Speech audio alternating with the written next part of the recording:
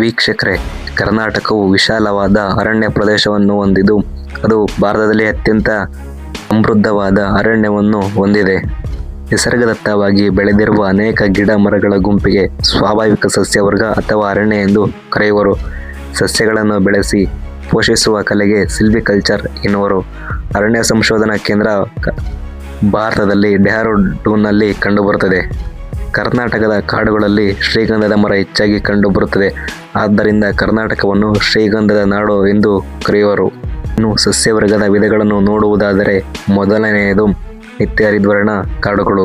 ಇದು ವಾರ್ಷಿಕ 250 ಸೆಂಟಿಮೀಟರ್ಗಿಂತಲೂ ಅಧಿಕ ಮಳೆ ಬೀಳುವ ಮತ್ತು ಅಧಿಕ ಉಷ್ಣಾಂಶಗಳಲ್ಲಿ ಈ ಕಾಡುಗಳು ಕಂಡುಬರುತ್ತದೆ.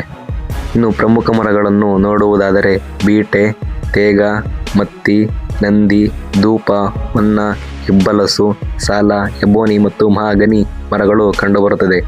ಈ ಮರಗಳನ್ನು ಪ್ಲೈವುಡ್ ತಯಾರಿಕೆ, ಬೆಂಕಿಪೊಟ್ಟಣ ತಯಾರಿಕೆಯಲ್ಲಿ ಬಳಸುವರು. ಕಾರ್ಖಾನೆಗಳಿಗೆ ಕಚ್ಚಾ ಸಂಪನ್ಮೂಲಗಳನ್ನು ಸಹ ಈ ಮರಗಳು ಒದಗಿಸುತ್ತದೆ. ಈ ನಿತ್ಯ ಹರಿದ್ವರ್ಣ ಕಾಡುಗಳು ಕಂಡುಬರುವ ಜಿಲ್ಲೆಗಳೆಂದರೆ ಉತ್ತರ ಕನ್ನಡ, ಉಡುಪಿ, ದಕ್ಷಿಣ ಕನ್ನಡ, ಶಿವಮೊಗ್ಗ, ಹಾಸನ, ಚಿಕ್ಕಮಗಳೂರು, ಚಾಮರಾಜನಗರ ಮತ್ತು ಕೊಡಗು ಜಿಲ್ಲೆಗಳಲ್ಲಿ ಕಂಡುಬರುತ್ತದೆ. ಎರಡನೆಯದು ಎಲೆ ಉದುರಿಸುವ ಸಸ್ಯವರ್ಗ. ಅಂದರೆ ತೇವಾಂಶ ಕೊರತೆಯಿಂದ ಬೇಸಿಗೆ ಕಾಲದಲ್ಲಿ ಎಲೆಗಳನ್ನು ಉದುರಿಸುತ್ತದೆ. ಆದ್ದರಿಂದ ಇವುಗಳಿಗೆ ಎಲೆ ಉದುರಿಸುವ ಸಸ್ಯವರ್ಗವೆಂದು ಕರೆಯುವರು. ಮತ್ತು ವಸಂತ ಕಾಲದಲ್ಲಿ ಈ ಎಲೆಗಳು ಚಿಗುರುತ್ತವೆ. ಎಲೆಗಳು ವಸಂತ ಋತುವಿನಲ್ಲಿ ಚಿಗುರುತ್ತವೆ. ಆದ್ದರಿಂದ ಇವುಗಳನ್ನು ಎಲೆ ಉದುರಿಸುವ ಸಸ್ಯವರ್ಗ ಎನ್ನುವರು. ಈ ಸಸ್ಯವರ್ಗವು 60 ರಿಂದ 120 ಸೆಂಟಿಮೀಟರ್ ಬೀಳುವ ಮಳೆ ಪ್ರದೇಶದಲ್ಲಿ ಕಂಡುಬರುತ್ತದೆ. ಪ್ರಮುಖ ಮರಗಳೆಂದರೆ ಶ್ರೀಗಂಧ, ಬಿದಿರು, ತೇಗ, ಹೊನ್ನೆ, ಮತ್ತಿ, ಬೇವು, ಮಾವು, ಹಲಸು ಮರಗಳಾಗಿವೆ. ಪ್ರಮುಖ ಮರವೆಂದರೆ ಶ್ರೀಗಂಧದ ಮರವಾಗಿದೆ. ಈ ಅರಣ್ಯವು ಸಹ ಚಿಕ್ಕಮಗಳೂರು, ಮೈಸೂರು, ಚಾಮರಾಜನಗರ, ಹಾಸನ, ತುಮಕೂರು, ಚಿಕ್ಕಬಳ್ಳಾಪುರ, ಕೋಲಾರ, ಮಂಡ್ಯ, ರಾಮನಗರ, ಬೆಂಗಳೂರು ಗ್ರಾಮಾಂತರದಲ್ಲಿ ಕಂಡುಬರುತ್ತದೆ. ಇನ್ನು ಮೂರನೆಯದೆಂದರೆ ಮಿಶ್ರ ಬಗೆಯ ಕಾಡುಗಳಾಗಿವೆ. ನಿತ್ಯ ಹರಿದ್ವರ್ಣ ಮತ್ತು ಅಗಲ ಎಲೆಗುಳ್ಳ ಕಾಡುಗಳಾಗಿವೆ. ಈ ಮಳೆ ಪ್ರದೇಶವು ಕಂಡುಬರುವ ಮರಗಳೆಂದರೆ ತೇಗ, ಹೊನ್ನೆ, ಮತ್ತಿ, ದಿಂಡಗ, ಶ್ರೀಗಂಧ, ಹಲಸು, ಬಿದಿರು, ಬಿಲ್ಲುವಾರ ಇತ್ಯಾದಿಗಳಾಗಿವೆ. ಇನ್ನು ಹುಲ್ಲುಗಾವಲು ಮತ್ತು ಕುರುಚಲು ಸಸ್ಯಗಳನ್ನು ನೋಡುವುದಾದರೆ, ಇದು ಮಳೆ ಬೀಳುವ ಸ್ಥಳಗಳೆಂದರೆ 60 ಸೆಂಟಿಮೀಟರ್ಗಿಂತ ಕಡಿಮೆ ಮಳೆ ಬೀಳುವ ಸ್ಥಳಗಳಲ್ಲಿ ಈ ಸಸ್ಯಗಳು ಬೆಳೆಯುತ್ತವೆ. ಮಳೆಯ ಕೊರತೆ ಮತ್ತು ಒಣ ಹವೆ ಇದಕ್ಕೆ ಸೂಕ್ತವಾಗಿವೆ. ಬೆಳೆಯುವ ಮರಗಿಡಗಳೆಂದರೆ ಕಳ್ಳಿ, ಕರಿಜಾಲಿ, ಈಚಲು, ಕುಂತಿ ಹುಲ್ಲು, ಆಲ, ಬೇವು ಇತ್ಯಾದಿಗಳಾಗಿವೆ. ಕಂಡುಬರುವ ಜಿಲ್ಲೆಗಳೆಂದರೆ ಬೀದರ್, ಕಲಬುರಗಿ, ಯಾದಗಿರಿ, ರಾಯಚೂರು, ಕೊಪ್ಪಳ, ವಿಜಯಪುರ, ಬಳ್ಳಾರಿ ಮತ್ತು ಚಿತ್ರದುರ್ಗ ಜಿಲ್ಲೆಗಳಾಗಿವೆ. ಇನ್ನು ಶೋಲ ಕಾಡುಗಳನ್ನು ನೋಡುವುದಾದರೆ, ತಗ್ಗಾದ ಕಣಿವೆಗಳಲ್ಲಿ ಜರಿ ತೊರೆಗಳಿಂದ ಕೂಡಿದ ಭಾಗಗಳಲ್ಲಿ ವಿಶಿಷ್ಟವಾದ ಶೋಲ ಕಾಡುಗಳು ಕಂಡುಬರುತ್ತದೆ. ಕರ್ನಾಟಕದಲ್ಲಿ ಕಂಡುಬರುವ ಪ್ರಮುಖ ಮರಗಳೆಂದರೆ, ಮೊದಲನೆಯದು ಶ್ರೀಗಂಧ. ಕರ್ನಾಟಕದಲ್ಲಿ ಪ್ರಮುಖವಾಗಿ ಬೆಳೆಯುವ ಮರಗಳಲ್ಲಿ ಒಂದಾಗಿದೆ. ಈ ಮರವು ಸುಗಂಧಕ್ಕೆ ಹೆಸರಾಗಿದ್ದು, ಅದಕ್ಕಾಗಿ ಸುಗಂಧ ತಯಾರಿಕೆಯಲ್ಲಿ ಈ ಮರವನ್ನು ಹೆಚ್ಚು ಬಳಸುತ್ತಾರೆ. ಮೈಸೂರಿನಲ್ಲಿ ಶ್ರೀಗಂಧದ ಎಣ್ಣೆ ತಯಾರಿಕಾ ಕೇಂದ್ರವಿದೆ. ನಂತರ ಕಂಡುಬರುವುದು ತೇಗ. ಇದು ಪಶ್ಚಿಮ ಘಟ್ಟ ಪ್ರದೇಶದಲ್ಲಿ ವ್ಯಾಪಕವಾಗಿರುವ ಮರವಾಗಿದೆ. ಈ ಮರದಿಂದ ಹಡಗು ನಿರ್ಮಾಣ, ರೈಲ್ವೆ ಸ್ಲೀಪರ್ ತಯಾರಿಕೆಗೆ ಹಾಗೂ ಪೀಠೋಪಕರಣಗಳ ತಯಾರಿಕೆಗೆ ಈ ಮರವನ್ನು ಬಳಸುವರು. ಇನ್ನು ಹೊನ್ನೆ ಮರವನ್ನು ನೋಡುವುದಾದರೆ, ಪಶ್ಚಿಮ ಘಟ್ಟ ಪ್ರದೇಶದಲ್ಲಿ ಮತ್ತು ಇತರೆ ಹೆಚ್ಚು ಮಳೆ ಬೀಳುವ ಪ್ರದೇಶದಲ್ಲಿ ಇದು ಕಂಡುಬರುತ್ತದೆ.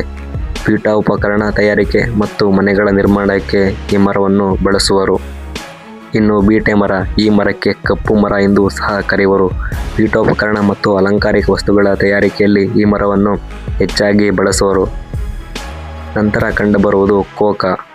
ಕರಾವಳಿ ಮತ್ತು ಪಶ್ಚಿಮ ಘಟ್ಟ ಭಾಗದಲ್ಲಿ ಈ ಮರ ಕಂಡುಬರುತ್ತದೆ. ನಂತರ ಕಂಡುಬರುವ ಮರವೆಂದರೆ ಅದು ರಬ್ಬರ್ ಮರ. ಪಶ್ಚಿಮ ಘಟ್ಟ ಭಾಗದಲ್ಲಿ ಕಂಡುಬರುವ ಮರ ಇದಾಗಿದೆ. ಇದಕ್ಕೆ ಹೆಚ್ಚು ಮಳೆ ಅಗತ್ಯವಿದೆ. ಇದು ಲ್ಯಾಟೆಕ್ಸ್ ದ್ರವವನ್ನು ಉತ್ಪಾದಿಸುತ್ತದೆ. ಇದರಿಂದ ರಬ್ಬರ್ ಉತ್ಪಾದನೆ ಮಾಡುತ್ತಾರೆ. ಇದು ಕರ್ನಾಟಕಕ್ಕೆ ಸಂಬಂಧಿಸಿದ ಒಂದು ಅರಣ್ಯ ಮಾಹಿತಿ. ಇನ್ನು ಮುಂದುವರೆದು ನೋಡುವುದಾದರೆ, ಕರ್ನಾಟಕದಲ್ಲಿ ಪ್ರಸ್ತುತ 5 ಹುಲಿ ಸಂರಕ್ಷಣಾ ತಾಣಗಳಿವೆ. ಅವು ಯಾವುವೆಂದರೆ ದಾಂಡೇಲಿ ಹುಲಿ ಸಂರಕ್ಷಣಾ ವಲಯ, ಭದ್ರಾ ಹುಲಿ ಸಂರಕ್ಷಣಾ ವಲಯ, ನಾಗರಹೊಳೆ ಹುಲಿ ಸಂರಕ್ಷಣಾ ವಲಯ, ಬಂಡೀಪುರ ಹುಲಿ ಸಂರಕ್ಷಣಾ ವಲಯ ಮತ್ತು ಬಿಳಿಗಿರಿ ರಂಗನಾಥ ಸ್ವಾಮಿ ದೇವಾಲಯದ ಸಂರಕ್ಷಣಾ ವಲಯ. ಬಂಡೀಪುರ ಅತಿ ವಿಸ್ತಾರವಾದ ಹುಲಿ ಸಂರಕ್ಷಣಾ ತಾಣವಾಗಿದ್ದು ಇದು ರಾಜ್ಯದ ಮೊದಲ ರಾಷ್ಟ್ರೀಯ ಉದ್ಯಾನವಾಗಿದೆ. ಕರ್ನಾಟಕ ರಾಜ್ಯವು ಒಟ್ಟು 19.5 ಲಕ್ಷ ಹೆಕ್ಟೇರ್ಗೂ ಭೌಗೋಳಿಕ ಪ್ರದೇಶವನ್ನು ಹೊಂದಿದೆ. ಕರ್ನಾಟಕವು ಒಟ್ಟು 58.1% ನಿವ್ವಳ ಸಾಗುವಳಿ ಭೂಮಿಯನ್ನು ಹೊಂದಿದ್ದರೆ ಅರಣ್ಯ ಪ್ರದೇಶವು 14.5% ಇದೆ. ಇನ್ನು ಸಾಗುವಳಿಗೆ ಲಭ್ಯವಿಲ್ಲದ ಭೂಮಿಯು 10.2% ಇದೆ.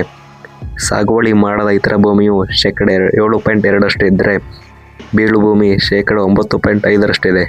ಕಲಬುರಗಿ ಜಿಲ್ಲೆ ಅತಿ ಹೆಚ್ಚು ಸಾಗುವಳಿ ಭೂಮಿಯನ್ನು ಹೊಂದಿದೆ.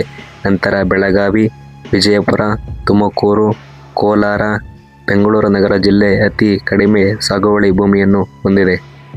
ಉತ್ತರ ಕನ್ನಡ ಜಿಲ್ಲೆ ಅತಿ ಹೆಚ್ಚು ಅರಣ್ಯ ಪ್ರದೇಶವನ್ನು ಹೊಂದಿದೆ. ನಂತರ ಶಿವಮೊಗ್ಗ, ದಕ್ಷಿಣ ಕನ್ನಡ, ಚಿಕ್ಕಮಗಳೂರು, ಕೊಡಗು ಹೊಂದಿದೆ. ವಿಜಯಪುರ ಅತಿ ಕಡಿಮೆ ಅರಣ್ಯ ಪ್ರದೇಶವನ್ನು ಹೊಂದಿದೆ.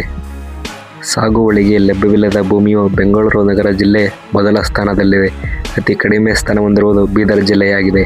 ಅಲ್ಲದೆ ಕರ್ನಾಟಕದಲ್ಲಿ ಗ್ರಾಮೀಣ ಪ್ರದೇಶದಲ್ಲಿ 61.4% ಜನರು ಗ್ರಾಮೀಣ ಪ್ರದೇಶದಲ್ಲೇ ವಾಸಿಸುತ್ತಾರೆ. ಕರ್ನಾಟಕದ ಪುರಾತನ ಮೂಲ ವೃತ್ತಿ ಎಂದರೆ ಅದು ವ್ಯವಸಾಯವಾಗಿದೆ.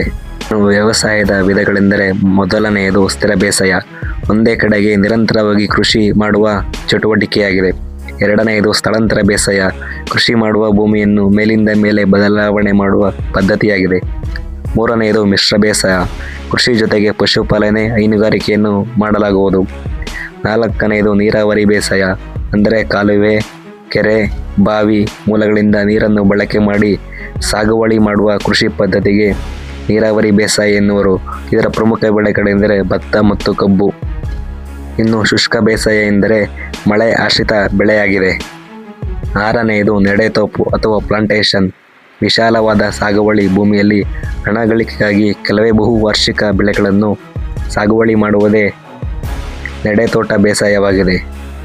ಇದರ ಬೆಳೆಗಳೆಂದರೆ ಕಾಫಿ, ಚಹಾ, ರಬ್ಬರ್ ಮತ್ತು ಕೋಕ್ ಆಗಿದೆ. ವಾಣಿಜ್ಯ ಬೇಸಾಯ ಎಂದರೆ ವ್ಯಾಪಾರವನ್ನು ಗಮನದಲ್ಲಿಟ್ಟುಕೊಂಡು ಮಾಡುವ ಬೆಳೆಗಳೇ ಸಾಗುವಳಿ ವಾಣಿಜ್ಯ ಬೆಳೆಯಾಗಿದೆ.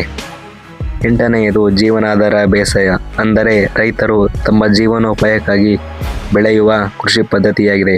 ಇದು ಪುರಾತನ ಮಾದರಿ ಬೇಸಾಯವಾಗಿದೆ. ಇನ್ನು ಕರ್ನಾಟಕದ ಪ್ರಮುಖ ಬೆಳೆಗಳೆಂದರೆ ಭತ್ತ, ರಾಗಿ, ಜೋಳ, ಮೆಕ್ಕೆಜೋಳ, ದ್ವಿದಳ ಧಾನ್ಯಗಳು ಇವು ಆಹಾರ ಬೆಳೆಗಳಾಗಿವೆ. ಎರಡನೆಯದು ವಾಣಿಜ್ಯ ಬೆಳೆಗಳೆಂದರೆ ಹತ್ತಿ, ತಂಬಾಕು, ಕಬ್ಬು, ಹಿಪ್ಪುನೇರಳೆ. ಮೂರನೆಯದು ಎಣ್ಣೆಕಾಳು ಬೆಳೆಗಳು, ಅಂದರೆ ಶೇಂಗಾ, ಎಳ್ಳು, ಹುಚ್ಚೆಳ್ಳು, ಸೂರ್ಯಕಾಂತಿ.